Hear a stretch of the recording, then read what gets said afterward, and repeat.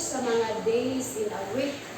Kung sa mga adlaw magsugod, kanang magklase taon sa mga adlaw. Lunes or Monday. Unsa ni? Monday. Sunod. Tuesday or sa Bisaya? Martes. Sunod. Wednesday or sa Bisaya? Miyerkules. Ikaw pa. Thursday. Ano may Bisaya sa Thursday? Huwebes. Kani? Friday. Ano sa may Bisaya sa Friday? And then, human?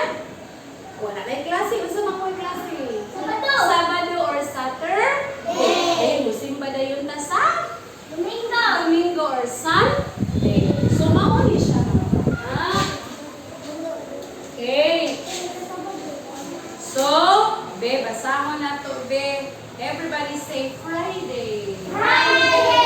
Unsa gani Bisaya sa Friday? Yes. Very good. Thursday. Or sa Bisaya, Huwebes. Okay, sunod. Lunes. Monday.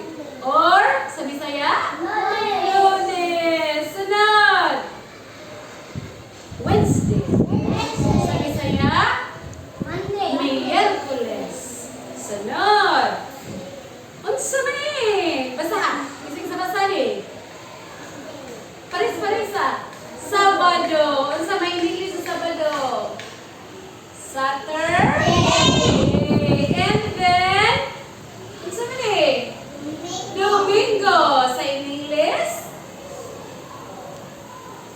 Sunday. Okay. Kani? Martes sa English kay Tuesday. Nakoy kanta mga bata. Ang mga adlaw sa kasimana or days of the week atong kantahon kung saan man. Okay. Magsugod ta sa Sunday. Sunday, Monday, Tuesday, Wednesday, Thursday,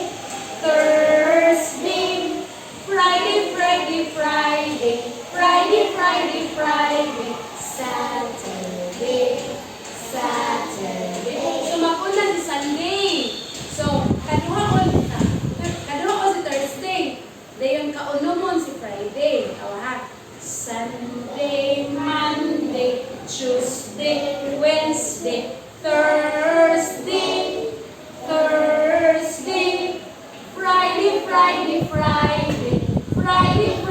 Friday,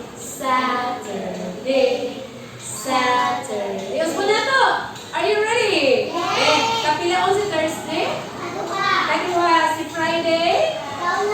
Kaunom. Are you ready? Okay, ready? Udahan si? Sunday. Ready, go! Sunday, Monday, Tuesday, Wednesday, Thursday,